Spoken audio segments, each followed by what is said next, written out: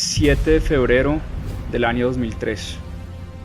Un día que va a cambiar para siempre el rumbo de su vida. Fue el día que pusieron la bomba en el hogar y mis papás y mi hermanita se murieron. Salir adelante de eso fue muy difícil. Santiago García es cofundador y CIO de MPF Invest. Ha fundado múltiples empresas, dirige un multifamily office y hoy dedica su experiencia a que cualquier persona pueda invertir con criterio. Es increíble que los únicos que tenían acceso a las buenas oportunidades de inversión eran la gente que ya tenía plata. Nunca abandoné la idea de poder llegar a la gente con buenas oportunidades de inversión.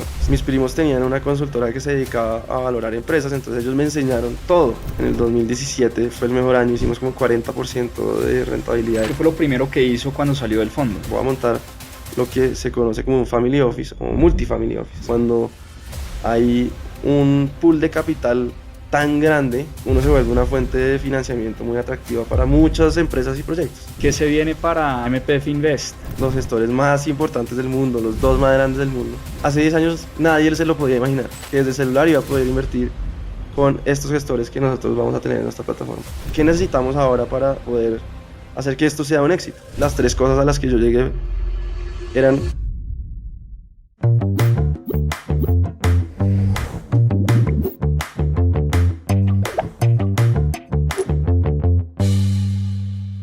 Hoy en el podcast de Mis Propias Finanzas tenemos como invitado a Santiago García, emprendedor, gran inversionista y amigo de la casa.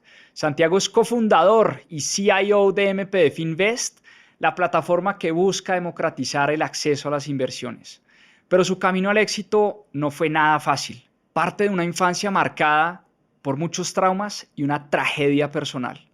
En esta conversación exploramos cómo superó los obstáculos que la vida le presentó, qué aprendió en su recorrido con familias y patrimonios de alto nivel y por qué decidió dedicar su experiencia y su vida a ayudar a personas que, como tú, desean dar sus primeros pasos en el mundo de las inversiones. Si alguna vez te has preguntado cómo empezar a construir tu patrimonio o cómo piensan los grandes inversionistas que han ganado el juego del dinero, este episodio te va a dar una perspectiva única y te va a dar herramientas prácticas para dar ese primer paso. Santi, bienvenido a su casa, Mis Propias Finanzas. Gracias. MPF Invest, primera vez que lo tenemos acá en el podcast. Creo que es una historia que todo el mundo debería conocer, que vale la pena contar de cómo ha llegado usted hasta acá. Y quiero empezar por esos inicios. Usted nace en una familia emprendedora, digamos, con ciertas comodidades. Pero sé y me enteré que usted, estando muy chiquito, le tocó vivir una quiebra empresarial, una quiebra de su familia, Sí. y eso usted lo marcó bastante. Háblenos de eso. Sí, no sé cuándo empecé como a tener el interés por la plata, pero sin duda cuando mis papás se quebraron, eso sí que me generó como una necesidad de que eso a uno no le vuelva a pasar. Y como que desde ahí en mi mente yo tenía clarísimo como voy a hacer todo lo que esté en mí para nunca llegar a ese sitio porque como que uno sufre demasiado, como sobre todo como que el contraste entre tener y después no tener es brutal. Es como, sí, de la nada no hay, no, uno va a un sitio, quiero este chicle, no, no hay plata para eso. Quiero esta vaina, no, no hay plata para eso. Como que ese mensaje de no hay plata es para mí como muy hiriente, porque además como que el enfoque, como que yo no tendría ese enfoque, si a mí me pasara como que no hay plata, es como, ¿qué voy a hacer para que sí haya plata? No, Claro. no quedarse en ese no hay. Y para mí, digamos que la fortuna fue como, nunca va a llegar a este punto, voy a hacer todo para nunca, digamos, tener esta situación de exponer a mí y a mi familia, hoy en día que ya tengo un hijo, a una situación que genera como un trauma. A mí me generó un trauma tremendo, pero que al final pues me terminó empujando hacia un camino que de otra manera no sé si hubiera llegado. ¿Qué edad tenía usted?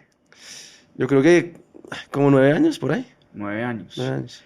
¿Y cómo se vivió eso en su casa? Aparte de que sí, de un día tenía, al otro día siempre era no, no hay, no hay, no hay. ¿Qué más se vivió en su casa? De pronto usted veía tensión entre sus padres. Totalmente. De hecho, yo creo que eso es lo que más impacto emocional genera, porque obviamente cuando no hay plata es un tema, es como cuando no hay oxígeno, lo único que uno piensa es en cómo respiro otra vez. Claro. Entonces no había plata y era la conversación permanente.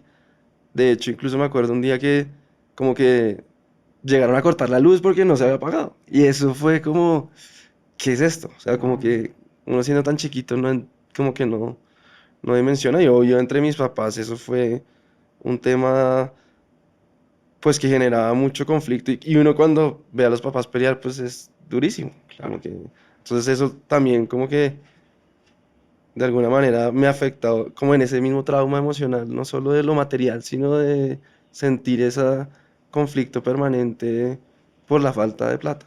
¿Y usted recuerda haber dicho en ese momento, a mí nunca me va a faltar el dinero? O sea, yo no quiero volver a vivir esta cien por situación. ciento o sea, 100%. Usted tiene ese recuerdo. Tengo perfectamente ese recuerdo y porque además desde ese día hasta hoy lo sigo pensando, todos los días.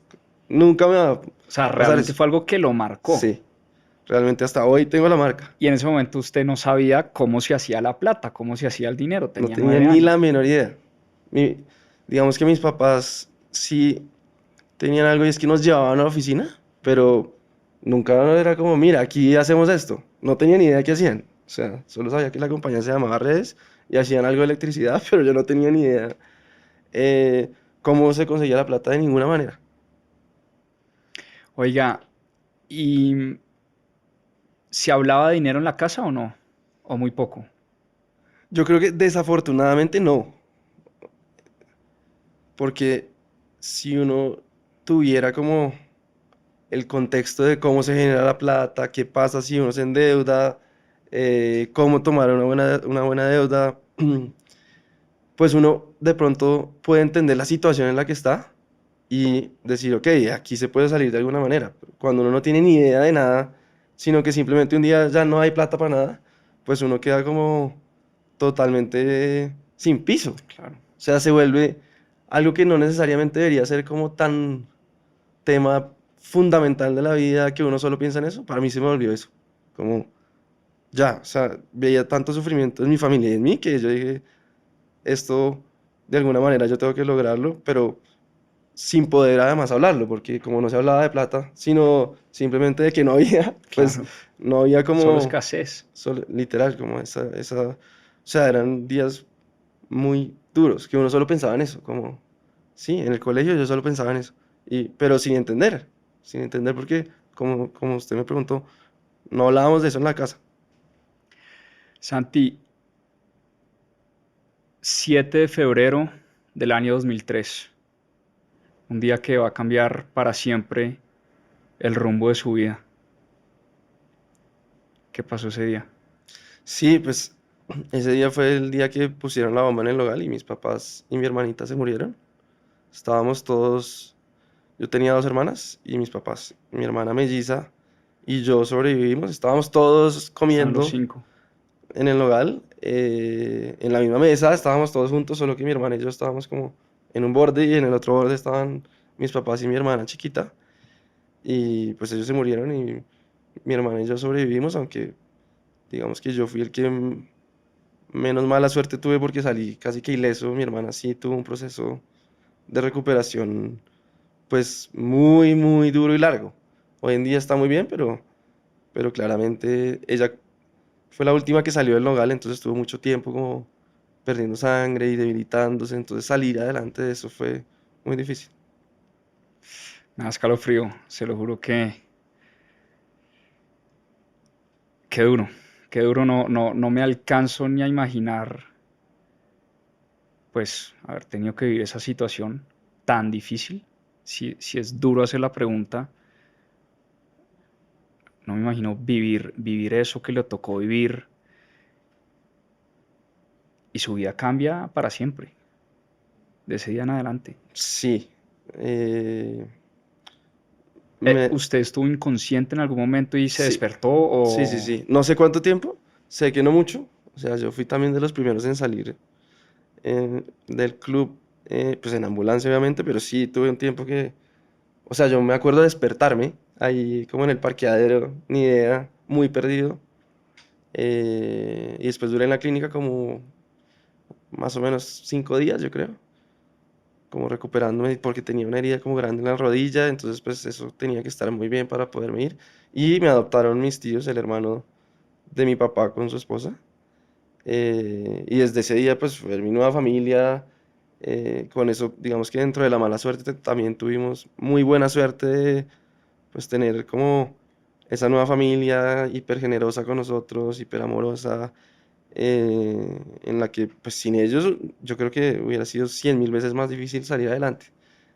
Nos apoyaron en todo, tanto emocional como física como económicamente también era muy importante, pues porque el proceso, sobre todo el de mi hermana, pues costaba, entonces, plata, entonces Claro. pues claramente si ellos no hubieran tenido también esa capacidad, pues todo suma a que sea mucho más difícil. Entonces, dentro de esa mala suerte, pues tuvimos también mucha fortuna en haber contado con ellos en nuestra vida hasta hoy. O sea, sus tíos literalmente se convierten en sus papás, Y mis primos en nuestros en hermanos, sus hermanos. ¿Cuántos primos eran? dos hombres O sea, mayores que nosotros, 4 ahora ahora cuatro, con usted y su exactamente. hermana. Sí. ¿Cómo, a ver, no sé ni por dónde empezar, pero cómo se vive ese proceso, pues primero de recuperación, pero también entender que esta es una nueva realidad? No sé si ya para ese momento sus padres se habían recuperado de esa crisis financiera que habían tenido y si de alguna manera usted a una edad, ¿cuántos años tenía? 12. 12, 13 años, 12 años. Usted siguió con ese tema pues del dinero presente y si de alguna manera a usted le toca, no sé si se llama herencia o qué, pero le toca heredar lo que dejaron sus padres y lo que dejó su familia, ¿cómo se vive ese proceso? Sí, digamos que afortunadamente, como que mi último recuerdo de mis papás en cuanto a la parte de las finanzas de la familia era ya estaban recuperándose y eso como que me da tranquilidad de sentir como ese alivio también para ellos de que nos dejaron herencia a mi hermana y a mí, eh, y que pues de alguna u otra manera también eso terminó impactando mi vida, pues ya en la parte profesional y como de propósito de vida, porque pues desde muy chiquito tuve esa relación con la administración de la plata, porque lo que, digamos, de lo que nos dejaron nuestros papás, a mi hermana y a mí, nos entraban unos arriendos de unas oficinas a nuestra cuenta. Al principio creo que mi tío lo administraba todo, pero desde, no sé, desde los 14 años de pronto ya nos, digamos que nos dio una cuenta donde nos entraba la plata, y que nosotros pues teníamos que ver qué hacíamos con la plata. Su tío les dio esa libertad para Total. administrar eso. eh, y obviamente pues tuve un pésimo manejo al principio, pésimo, pésimo, pésimo. Desde pues gastársela hasta invertir en pirámides, prestar a gente que yo sabía que no me iba a devolver, invertir en cosas que creía que iban a salir bien, pero claramente no. Y eso lo que sí hizo en mí es como, bueno, ya sé todas las formas de hacerlo mal, quiero en algún momento poder hacerlo bien. Eh, entonces... Y un dato ahí como, justo el día del Nogal estábamos como celebrando eso, que ya estaban saliendo otra vez adelante mis papás. Entonces como que fue todo como un momento muy raro, o sea, como se conectaron ahí muchas cosas. Pero volviendo al manejo de la plata, pues tuve, digamos que la suerte de que como esa duda o esa curiosidad que se me generó por tener algo que manejar, eh, me empezó a hacerme como, digamos, me hizo hacerme preguntas de qué voy a hacer yo con esta plata, cómo voy a hacer para que no se me acabe, porque desde chiquito tenía el trauma. Y por cosas de la vida, por suerte, encontré a unos primos míos que eran bastante mayores que yo y ya se dedicaban a administrar plata. Ok. Y estaban en mi casa un día, yo les dije, ¿ustedes qué hacen? Y me contaron. y ellos tenían un fondo que hacía value investing como Warren Buffett, y a mí desde ese día dije, esto es lo que hay que hacer. Yo sabía de Warren Buffett, no sé por qué, como que mi tío una vez me habló de él porque era Ok. como el inversionista más grande del mundo, el mejor, el más rico en algún momento.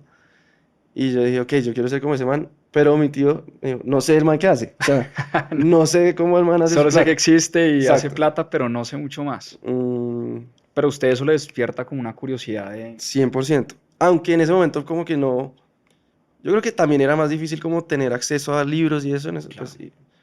No es como de que uno Kindle y Sí, compra sí, un libro sí. en un segundo y lo puede leer ahí mismo. Igual seguro me faltó ahí más como convicción para hacerlo, pero tuve la suerte que al final me encontré a mis primos, me contaron, yo me enganché de una, fuimos a Omaha a la asamblea de accionistas, yo, ¿Cuántos años tenía usted cuando fue a la primera asamblea? ahí ya fue mucho después, yo creo Ok. que tenía, no sé, 21 años de Ya estaba pronto. en la universidad. Sí, sí, ¿Qué sí, estudió usted? administración. Administración. Es que mientras la embarraba con la plata fueron muchos años, fue No, claro. desde los 14 hasta los 20 fácilmente. Pero es que no todo el mundo pues vive una situación donde desde una edad temprana le toca, lo tiran al agua y bueno, maneje usted esto. Yo creo que eso no le pasa a mucha gente. A usted le pasó por esa situación que vivió en su vida, pero me imagino, obvio, que los errores fueron pues todos. Absolutamente todos. O sea, todo lo que yo creo que me inventé formas de perder plata, pero y de gastármela, porque también era mal manejo, Sí, literal, puro mal manejo normal de que uno no sabe cómo administrar plata. Eh, y cuando mis primos me contaron, digamos, lo que hacía el fondo de ellos, yo les dije, quiero trabajar con ustedes, pero si no me dejan trabajar, yo voy a montar mi propio fondo igual al de ustedes. Les mandé un mail así muy creído, pues como, sí. y ellos como que, yo me imagino que se rieron, pero como que esa convicción que yo mostré, dije, les hizo, además yo les dije, no me paguen, yo solo quiero aprender. Entonces los manes digamos que me llevaron a trabajar con ellos, no ganaba nada, nada, ¿Qué pero estaba hacía? aprendiendo. ¿Qué hacía? Entonces, digamos que la tarea principal del fondo era valorar empresas. Ok. Mis primos tenían una consultora que se dedicaba a valorar empresas, entonces ellos me enseñaron todo. Ellos además hicieron el curso en Colombia de Value Investing, Ujú. que es que obviamente donde salió Warren Buffett. Y bueno, yo les aprendí todo a ellos. Y a eso, digamos que tengo un agradecimiento grande con ellos porque pues fueron una fuente de inspiración y de conocimiento para mí que de otra manera no hubiera llegado. Y entonces mi tarea era encontrar las oportunidades de inversión. Entonces yo me sentaba a ver, teníamos una plataforma donde uno podía filtrar compañías. mm, y entonces ya cuando encontraba unas que, digamos, se adaptaran a los criterios que nosotros nos gustaba, digamos, para empezar a analizar, pues yo hacía el primer análisis, se los exponía y ellos decían, ok, entremos más a profundidad o no. Entonces obviamente miles pues no pasaron, pero un par, al final hubo sí, varias que sí pasaron y pues que nos dieron unos resultados tremendos. El fondo, yo entré cuando ya el fondo llevaba yo creo que 5 años o algo así, Ujú. pero digamos que todo el tiempo que yo estuve y el tiempo anterior a mí, hicimos más de 15% en dólares efectivo anual, que es pues una rentabilidad muy buena para los que, digamos, de pronto no tienen tanta información. Si uno está haciendo 15% al año en dólares, es Buenísimo, top. buenísimo. Eh, entonces lo hicimos y eso igual no duró para toda la vida, eso también se acabó porque eh, en un punto, en el 2017 fue el mejor año, hicimos como 40% de rentabilidad y dijimos, de pronto, de pronto también muy eh, con algo de ego, dijimos, somos buenos, ofrezcámosle esto a la gente, porque nosotros solo podíamos recibir plata de máximo 19 personas. Entonces, pues, cuando uno tiene esa limitante, porque en Colombia existe el delito de captación ilegal, pues uno trata de que la gente que invierte tenga harta plata, porque si no, el fondo va a ser muy chiquito. Y Claro. como uno gana dependiendo de la cantidad de plata que administre, pues, obviamente uno trata de que las personas inviertan harto. Pero nosotros dijimos, esto que es tan bueno, los que más lo necesitan son los que estamos empezando a construir patrimonio, pero nosotros no podemos recibirles la plata.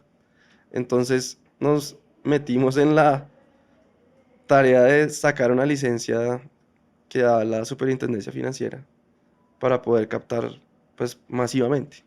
Eso fue un proceso como de 2 años, eh, en los que después de trabajar un montón, cumplir con todos los requisitos, no nos dieron la licencia, La negaron, nos la negaron. Y eso fue un golpe tremendo, claro.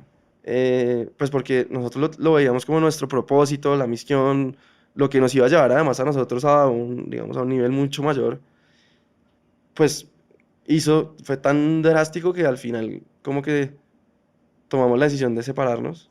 Por otras razones incluso, pero esa también pesó bastante. Eh, y ahí pues yo salí del fondo. El fondo siguió, sigue hasta hoy, le va súper bien. Pero yo ahí ya empecé un camino que hoy nos tiene acá. Y Cuéntenos de ese camino, ¿cómo nace ese camino? ¿Qué fue lo primero que hizo cuando salió del fondo? lo primero que hice fue, ok, mi tío tenía un patrimonio, digamos, con cierta importancia y yo tenía varios amigos, o no varios, pero algunos amigos que también tenían un patrimonio, digamos, sus familias importante. Entonces dije, voy a montar lo que se conoce como un family office o multifamily office, que es una sociedad, una empresa que se dedica a apoyar la administración de esos patrimonios que tienen un tamaño relativamente grande. Eh, y en ese proceso que yo empecé a estudiar y ver cómo se hacía digamos, a estructurar todo, a traer socios, a ver, digamos, la plataforma tecnológica que se necesitaba, en fin, todo. En el camino me encontré con el que hoy en día es socio mío en muchas cosas y también trabaja con nosotros en MPF Invest, Nico Santos. Él tenía y tiene pues el family office más grande de Colombia y uno de los más grandes de Latinoamérica. Eh, y yo lo busqué porque yo quería preguntarle si yo podía como tercerizar todo el back office del family office que yo estaba tratando de montar. Y él me dijo, sí, pero mejor unámonos y usted más bien traiga clientes a este family office que ya está Que ya montado, que ya está. es grandísimo, que ya tiene pues una operación muy robusta y sólida y además pues lo más importante, un acceso a oportunidades de inversión único, porque cuando hay un pool de capital tan grande, pues uno se vuelve una fuente de financiamiento muy atractiva para muchas empresas y proyectos. Entonces a ese family office están llegando permanentemente oportunidades de inversión en Estados Unidos y en Colombia y en muchas partes del mundo.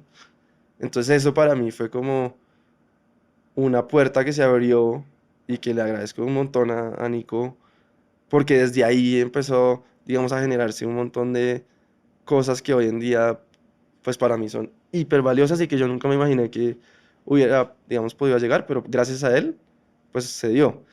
Y en ese proceso, yo igual nunca abandoné como en mi mente la idea de poder llegar a la gente con buenas oportunidades de inversión, porque es increíble que los únicos que tenían acceso a las buenas oportunidades de inversión eran la gente que ya tenía plata, a la gente que ya no le cambia la vida a tener esas oportunidades de inversión.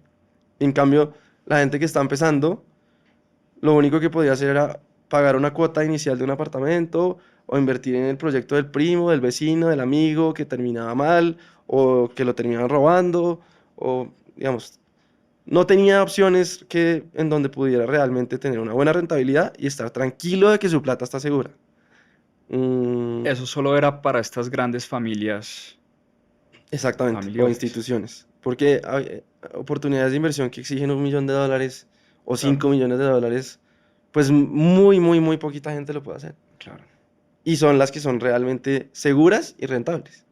Entonces yo dije, no puede ser que esto sea así, no puede ser. Incluso por mí, porque yo quiero invertir en esas oportunidades. Claro. Eh, entonces ahí, digamos que los vi a ustedes cuando tenían, no sé, yo creo que 5.000 seguidores, empezando. Y dije, bueno, me devuelvo un poquito al proceso anterior y es lo que uno necesita para poder llegar al público es tecnología, porque uno no puede tener oficinas por todas partes, sino pues obviamente es carísimo. Entonces uno necesita la plataforma para que la gente desde su celular pueda invertir. Ujú.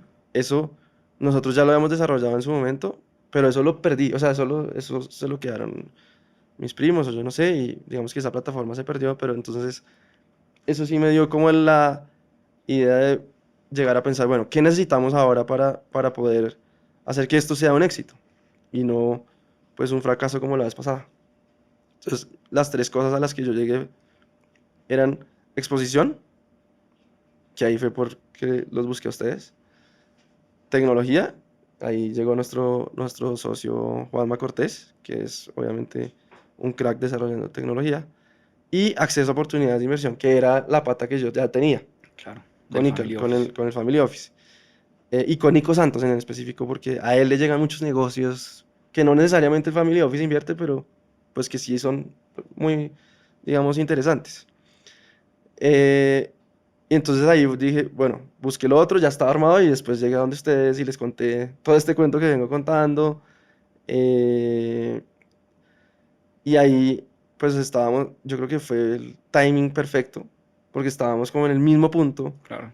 de querer hacer esto, digamos, poder ofrecerle a la gente ese tipo de oportunidades de inversión de una manera súper fácil, que la gente entienda, súper seguro, obviamente. Al principio queríamos otra vez la licencia, Sí. pero ustedes inteligentemente me convencieron de que podíamos empezar de otra forma.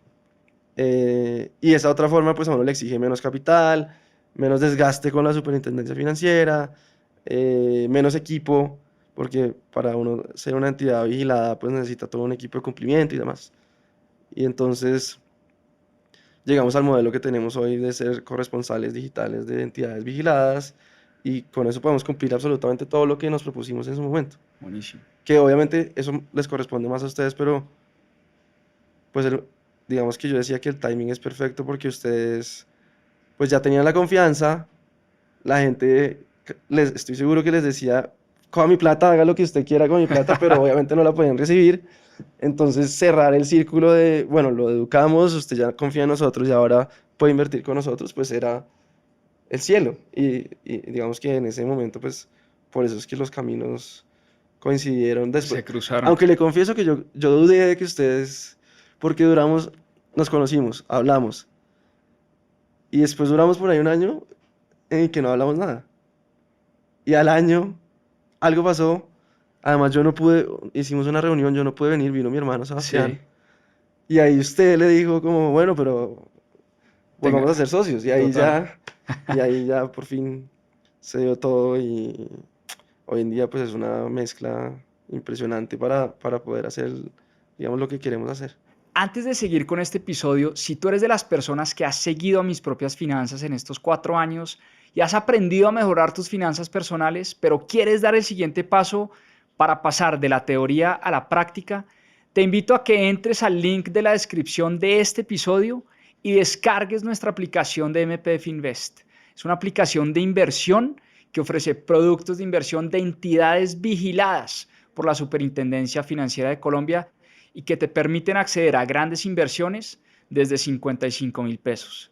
Recuerda que el conocimiento sin aplicación no tiene mucho impacto. El valor real es que tomes acción con lo que has aprendido y empieces a invertir desde hoy. Sí, yo siempre digo, es una de esas muy buenas serendipias de la vida Sí, porque ¿cómo fue nuestro lado de la historia? Nosotros veníamos por nuestro lado construyendo comunidad, educación, conectábamos mucho con ese mismo propósito sin conocer a Santi, pero como dice Santi, mucha gente nos empezó a decir, oiga, ¿dónde invierto? ¿Qué hago? Coja mi plata, inviértamela usted. Obviamente nosotros nunca recibimos un solo peso de nadie, ni dábamos asesoría porque no lo podíamos hacer. Esa es una actividad pues que está regulada en Colombia. Nosotros siempre hemos sido educación financiera, pero a través de la educación pues se genera curiosidad, se genera confianza, mucha gente empieza a aprender de todo esto que existe allá afuera y entonces nosotros por nuestro lado también empezamos a pensar en una plataforma de inversión. Y comparto plenamente, ¿qué necesita uno? Exposición, tecnología y oportunidades de inversión. Teníamos exposición, no, digamos, no teníamos la tecnología ni el equipo tecnológico, ni conocíamos a Juanma Cortés en ese momento. Y conocíamos de inversiones, pero no al nivel al que ustedes estaban expuestos, eh, y ni sabíamos grandes oportunidades con muy buenos gestores, sobre todo en fondos alternativos y fondos de capital privado a las que ustedes ya tenían acceso. Entonces, pues sí, la vida se encargó de juntarnos y estuvimos, sí, como un año ahí, pues donde nos tomamos ese primer café y chévere, oiga, bacano, siga adelante, nos cuenta. Pero después, durante un año, nosotros seguimos por nuestro camino, ustedes por el de ustedes. eh, y después, sí recuerdo bien, en esa reunión, en esta oficina, que vino su hermano y nos contó todo ese proceso que estaban adelantando nuevamente para sacar una licencia, la superfinanciera, en fin. Y le dije, Sebas, pues ténganos en cuenta, o sea, nosotros estamos listos para trabajar de la mano y creo que ahí se dio em, pues esos primeros pinitos donde ya nos metimos, ¿no? En esta vaca loca de crear una nueva compañía que tiene como propósito eso, digamos que el propósito no ha cambiado, el propósito sigue siendo el mismo, es democratizar el acceso a las inversiones para que mucha gente pueda invertir con los mejores gestores del mundo, ¿no? Totalmente. Oiga, Santi, antes de que hablemos de MPF Invest, porque Santi hoy es el director de inversiones de MPF Invest, el Chief Investment Officer, quiero que nos cuente cómo piensa un family office, es decir, cómo piensa un director de una oficina de familia, en qué invierte, cómo maneja el patrimonio, una familia empresaria, en fin, la mentalidad de un family office y de un gestor que maneja dinero de familias que han construido grandes patrimonios. Yo creo que lo que más la caracteriza es, pues que como son familias que ya tienen un patrimonio, que no lo vayan a perder. Conservarlo. Conservarlo para las siguientes generaciones y pues para los actuales dueños. Entonces desde ahí uno parte con una estrategia de inversión bastante conservadora, que no necesariamente es la que a mí me gusta, Ujú. pero en un family office digamos que el principal trabajo es que la plata no se pierda. Claro, Y obviamente en la medida de lo posible crecerla. claro. Entonces para eso digamos que los portafolios se empiezan a estructurar de tal manera que todas las inversiones que se hacen tengan una estructura de garantías muy sólida. Ok. Y digamos que en parte por eso es que los grandes capitales empezaron a desarrollar el mercado alternativo, que es todo lo que está por fuera de la bolsa de valores. Porque en la bolsa de valores uno invierte o en acciones o en bonos, pero su garantía es muy mínima. O sea, si, digamos, si uno invierte directamente en la acción de una compañía y la compañía se quiebra, uno perdió toda la plata y no tiene nada que hacer. Total. Entonces, obviamente, hay formas de hacerlo bien y a través de los ETFs, uno invierte en las 500 empresas más grandes del mundo y pues obviamente eso, digamos que tiene un riesgo bastante bajo a pesar de que tiene mucha volatilidad en el corto plazo. Pero si uno quería digamos, tener la certeza de que va a tener unos resultados muy estables durante el tiempo, tenía que desarrollar unas oportunidades de inversión que le generaran eso. Ujú. Entonces, pues los family offices hoy en día hacen mucho una cosa que se llama crédito privado, y es literalmente la misma actividad que hace un banco, que es prestar plata, solo que sin recibir depósitos de sus clientes, con plata propia, eh, y eso lo que le permite, al no tener, digamos, plata de clientes, es que pues un family office puede adaptarse supremamente bien a las necesidades del negocio que le está pidiendo la plata.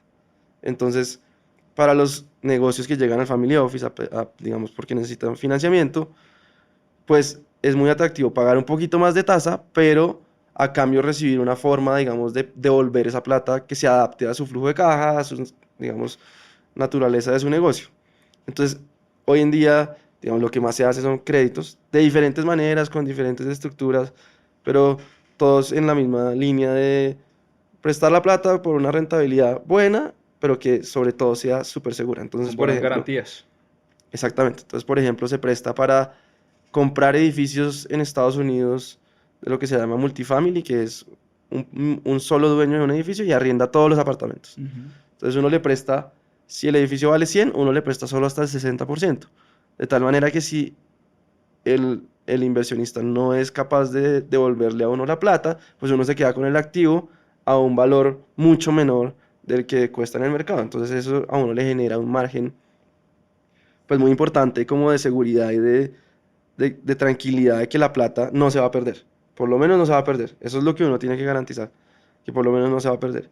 Buenísimo. Y eso, como es un crédito privado, pues digamos que le genera a uno una tasa de rentabilidad mucho mayor a la que le genera, digamos, la plata en el banco y es neto para el inversionista entre 8 y 9% en dólares, que es, si uno se mantiene en ese estándar, digamos, en ese rango, pues está haciendo un trabajo muy, muy bueno si no está corriendo riesgos innecesarios. Del total del patrimonio de una familia o el patrimonio que se invierte a través de estos vehículos, más o menos cómo es la distribución entre mercados públicos, es decir, acciones públicas que se cotizan en bolsa, renta fija, llámese bonos, CDTs, FIX de renta fija, y esto que usted llama mercados privados o mercados alternativos. ¿Cómo es esa distribución? Eso ha ido evolucionando bastante. Hoy en día, digamos que el benchmark es más o menos 60% del patrimonio está invertido en mercados privados y 40% en mercados públicos, sobre todo a través de ETFs en el mercado público, casi que nada en acciones muy específicas. Y eso lo que genera es un flujo de caja permanente y una volatilidad bajita de todo el portafolio, porque cuando uno le muestra a las familias, o incluso uno mismo, que que su patrimonio va subiendo y bajando drásticamente de día a día, pues lleva a unas situaciones en las que de pronto uno empieza a tomar decisiones muy emocionalmente, más allá de con los hechos y con las cifras, que es como se deben tomar las decisiones. Entonces, por eso hoy se usa mucho los mercados privados. Oiga, Santi, ustedes manejan dinero de familias y me imagino que no es solo una discusión de rentabilidades y de vehículos y de acciones, sino es una discusión de objetivos de familia, relaciones, el tío con el sobrino, la esposa, el esposo, el yerno. O sea, ahí hay una mezcla de muchas emociones que me imagino que hay que manejarlas porque pues usted sabe que esa combinación de emociones e inversiones pues puede ser una papa caliente, ¿no? Totalmente. Digamos que lo primero que se hace cuando llega un cliente pues son un par de cosas. Primero, un cliente típico en Colombia llega con un montón de edificios, casi nada en plata, en liquidez, y casi todo aquí en Colombia. Entonces, lo primero es eliminar o tratar digamos, de disminuir ese riesgo tan importante que tienen cuando están concentrados en Colombia en edificios. Y lo que se trata es vender una buena parte para sacar plata a Estados Unidos, por ejemplo, y así tener, primero, liquidez, pero segundo, estar en una moneda que se llama fuerte, que no tiene el riesgo que tiene Colombia político, de incertidumbre, macroeconómico, en fin. Y lo segundo que se hace es, pues para poder hacer todas estas inversiones por fuera y demás, asegurarse de que la estructura patrimonial está bien hecha. Y eso, pues aparte de que se hace para administrar las inversiones, también se hace para prevenir muchos potenciales conflictos entre la familia, porque obviamente en una familia hay muchos intereses y cuando hay una plata importante, pues se presta para que haya conflictos muy profundos que pueden acabar terminando la familia o la relación familiar. Entonces, desde el principio se pueden hacer, por ejemplo, protocolos familiares o los estatutos de la sociedad muy específicos y detallados que hacen que al final todo el mundo desde el primer día sabe lo que se puede y lo que no se puede hacer. Y con eso, pues, digamos, ajustar sus expectativas y sus intereses sin que en el día a día ellos estén como en caliente tomando las decisiones y obviamente generando situaciones de conflicto. Oiga, Santi, usted prometió desde los 9 años no repetir la historia de sus padres en términos de dinero. No sé si con su segunda familia, si se quiere, con sus padres, con sus hermanos y su hermana, se hablaba de ese tema, se hablaba de dinero, se tocaba el tema, ¿cómo lo manejaban? No, no sé, y otra vez repito, desafortunadamente no, porque yo soy muy creyente en que la plata es un tema que se debe llevar a la cotidianidad, que se debe domesticar de alguna manera, como que las personas hablen de eso como hablan de la noticia del día o de la fiesta que van a tener el fin de semana o del paseo que hicieron, porque es un factor hiper relevante en el día a día de las personas y que van con una mano en los ojos sin saber para dónde, literalmente. Y eso es heredado, obviamente. Claro. Las generaciones anteriores, pues menos que le hablaban de plata a los hijos. Entonces yo creo que se quedó ese tabú de que de plata no se habla y entonces todo el mundo es ignorante en términos de plata. Incluso los mismos empresarios, para ellos constituir o conformar un portafolio de inversiones no es fácil, porque no saben, Total. porque son dos tareas o actividades Sí, son totalmente dos diferentes. cosas muy distintas. Y eso si uno logra empezar a fomentarlo en el día a día, de contar a los niños cómo se hace la plata, por qué es importante ahorrarla, por qué es importante invertirla, cómo se trata la deuda, en fin, como que son temas que si uno los empieza a manejar desde chiquito, pues se vuelven naturales. Y cuando uno Total. está grande, pues ya lleva una experiencia de varios años saber qué es eso. Entonces en mi casa no se hablaba. Y era digamos que era un tabú grande. O sea, ni siquiera se hablaba de la plata de otros, como No que se tocaba el tema. y eso yo creo que en mi mente era, Y usted trataba de meter ahí la sí, cucharada como, venga, sí, hablemos porque a mí de... me interesaba mucho y digamos, yo quería saber de dónde, digamos, mi familia hacía la plata, qué negocios hacía, siempre me daba mucha curiosidad y nunca fui exitoso en desarrollar la conversación, pero eso hacía, yo creo que generó incluso más ese interés en mí de saber de plata, ¿sí? Como que es cuando hay algo que es como un tabú, uno sí, como que le da esa intención de destaparlo, como, ¿qué es eso? ¿Por qué lo están escondiendo? Cuando usted se casó, Santi, antes del matrimonio, ¿hablaron de plata? ¿Hablaban de plata con Laura? ¿No lo hablaban? ¿O No, incluso casados, se hablaba de ese tema o no? o sea, el tema de la plata en mi matrimonio fue muy importante siempre, muy importante siempre, aunque no necesariamente se hablaba, pero sí generaba unas dinámicas que podían no ser las más saludables, porque, no sé, en algún punto, Muy importante, ¿en qué sentido? ¿Positivo o negativo? al principio negativo y después muy positivo, Ok, eh, porque yo al principio quería como darle el nivel a Laura, que era mi esposa, pues digamos que tenían un patrimonio importante y yo sabía eso y decía, yo tengo que dar ese nivel claro, porque yo venía con mi trauma de toda la vida claro, también, claro, claro, claro, desde chiquito. claro, Entonces yo quería hacer eso también. claro. Y de pronto ella podía hacer cosas que yo no, pero yo igual las hacía porque yo tenía que dar ese nivel y eso inconscientemente o también conscientemente pues generaba una carga en mí tremenda, tremenda, que hacía que muchas veces terminara teniendo como consecuencias en ella, como en que yo me ponía bravo o que me estresaba y ella no sabía por qué, pues porque para ella era como, no, no entiendo, estamos aquí bien, yo vivía con ella y no pagaba riendo yo, o sea, yo vivía ahí de ella, más o menos, Sí, porque durante 10 años que hice mi trabajo no recibí nada a cambio, nada, pues cosas muy simbólicas, que wow. afortunadamente yo podía hacerlo porque tenía esa herencia, que Ujú. ese ingreso que me entraba mensual por el arriendo, que igual era chiquito, no era que yo pudiera darme una vida tremenda. Obviamente, cuando vivía con mi familia, vivía muy bien, ellos les iba muy bien, Claro, pero en ese momento yo no sentía que eso era mío. Entonces, claro, claro. obviamente, pues lo mío era lo mío y yo vivía en un nivel de vida que no podía darme, literalmente. Y eso, pues genera cualquier tipo de O sea, usted sí sentía esa presión de alguna manera. 100%. Además porque, como desde chiquito dije, yo tengo que tener plata porque no me puede pasar esto, pues como que de alguna manera trataba de tener esa vida, pero no la tenía. No, no, en esencia no me pertenecía. O, no sé si la palabra es pertenecer, pero en ese momento no me la podía dar. Ahora, usted trata, o no sé, gastaba para impresionar o cien sin por que nadie ciento se lo pidiera, pero cien era por un ciento tema suyo, cien por era un ciento tema que usted tenía que sanar. No, sí, no es que Laura lo presionara o cómprame esto, gástame esto, vístete así, para vamos a nada, tal restaurante. No, era un tema que usted para sentía nada. y De hecho, ella sí que tiene una buena relación con la plata.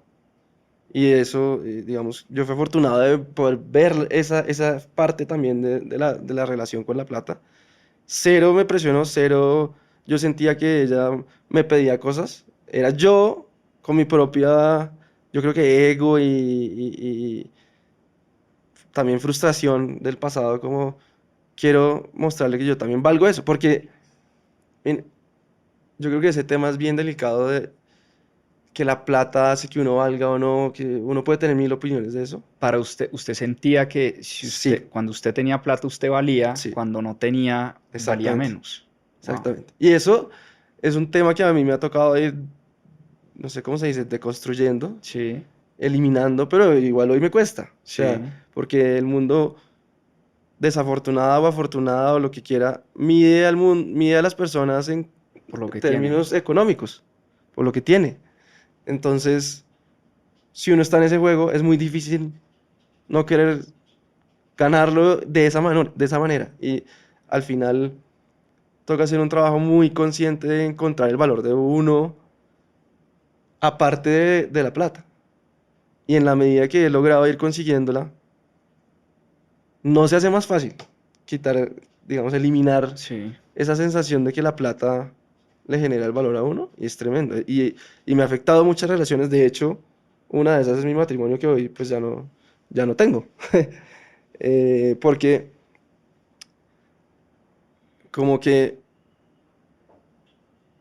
para Laura, sí, eso es era un tema como que la plata no es lo que te hace a ti ser valioso, a mí, ni a ella obviamente. Y para mí sí, y eso pues generaba muchas cosas, digamos, ver la vida de una manera muy diferente, pero también, digamos, para cerrar ese tema, o bueno, no sé si quieren entrar más, pero una última cosa que me parece muy importante contar es que también fue ella la que primero confió en mí y me hizo un préstamo de una plata para empezar todo este proyecto que tenemos. Entre ella y Nicolás Santos me hicieron un préstamo grandísimo que pues nunca voy a poder devolverles por lo que significó en su momento y que hoy me hacen, digamos, tener unas, pues sí, unas empresas y unas cosas de las que me siento totalmente orgulloso y feliz, pero que obviamente se les debo a ellos una cosa que nunca les voy a volver a pagar, les voy a poder pagar. Entonces, como que incluso hoy en día que ya me separé, eso me dejó como un nivel de agradecimiento tan grande que me hace querer ser el mejor ex esposo, querer que por mí, digamos que poder hacer todo lo que yo pueda para que ella esté muy bien. Y entonces por eso la plata fue mala y buena en Pero nuestra relación. el dinero fue parte de esa ecuación del divorcio, y si lo pregunto de una manera de chisme, ni mucho menos, sino porque al revés, le agradezco que usted esté siendo tan abierto y creo que esto le puede ayudar a muchas personas que no son capaces de hablar de este tema, pero eh, ¿el dinero fue una de las razones, uno de los motivos de ese divorcio? Yo creo que de pronto lo que diga hoy me puedo arrepentir después cuando siga pensándolo, pero yo creo que muchas cosas en mi vida generaban como una presión en mí Ujú, que me hacían reflejarla en ella, como en tener poca paciencia, en ser, sí, como en generar un ambiente no tan rico en la casa. ujú. Y hoy en día siento que al principio, como esa presión económica que yo tenía, sí generó mucha tensión, que al final va desgastando la relación hasta que llega el punto que uno quiere ser feliz y no puede seguir. Claro. Oiga, Santi, de verdad, pues yo, aparte que hoy estamos trabajando juntos, siento una gran admiración porque a usted le ha tocado vivir cosas muy duras en la vida. Y yo por lo menos de lo que conozco de usted, eh, es una persona súper noble, súper optimista, positiva. eh, yo no le siento odio ni le siento rencor en su corazón, no sé si usted lo tiene.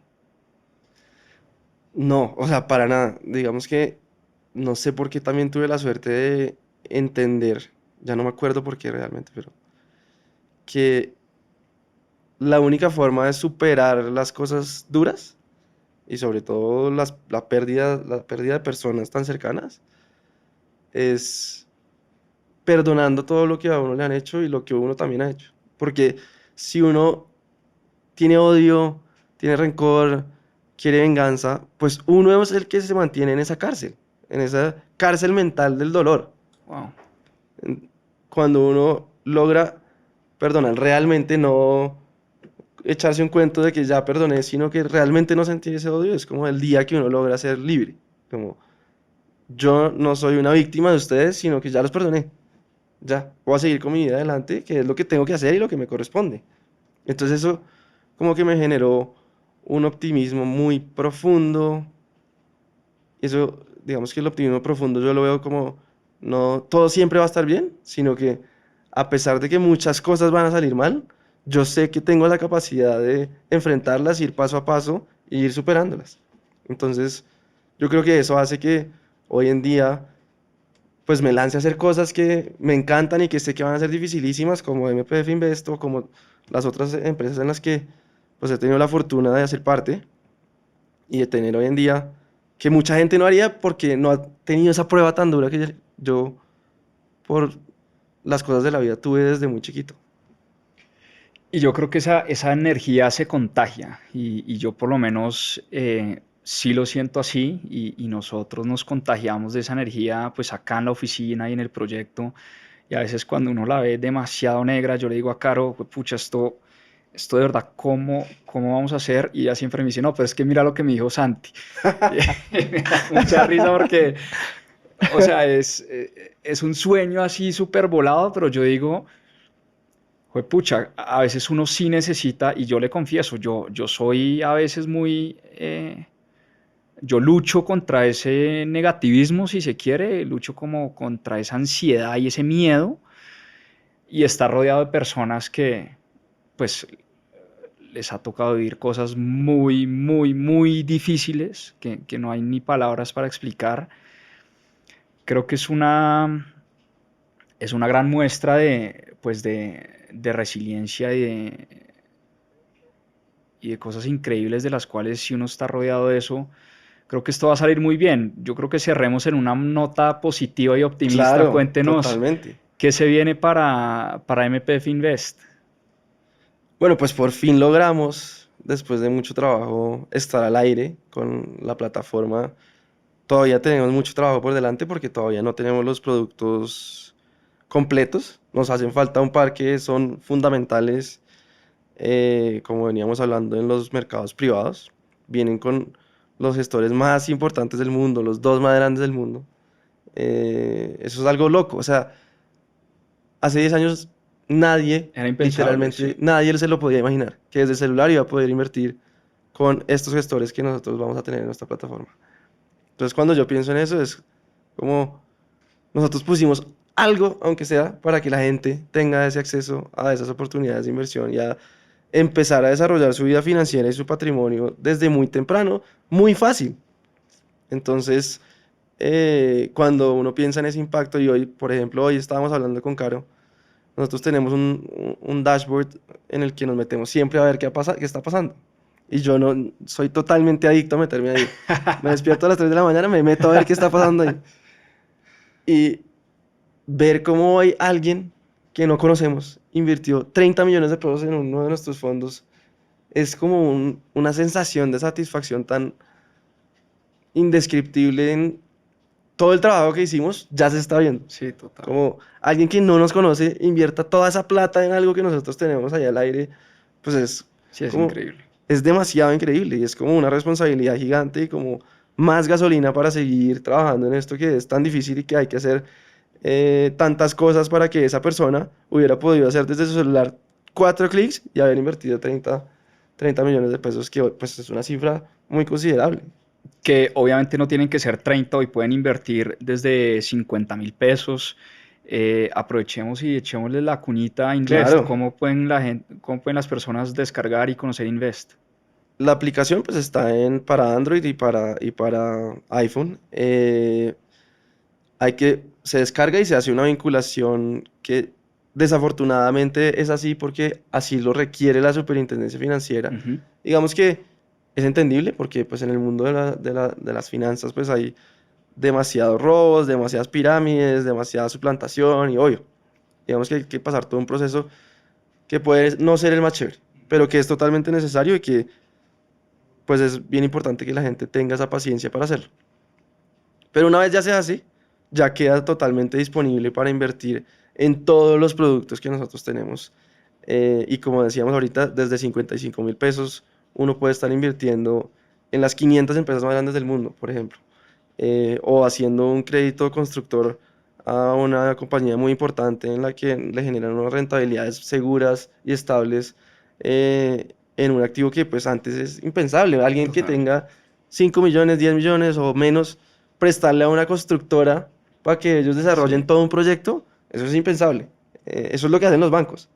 Entonces, pues ahí van a tener, digamos, todas esas oportunidades que incluso muchas son oportunidades que nacen dentro del Family Office, oportunidades que llegan allá a pedir plata y que el Family Office pues invierte un capital grande y entonces como invirtió ese capital grande nosotros podemos invertir con montos mucho más bajos y más accesibles para todo el mundo, y entonces logramos la mezcla perfecta de que la gente pues invierta de la mano de los inversionistas más grandes y en las mejores oportunidades, tanto en el mundo del mercado privado como en la bolsa.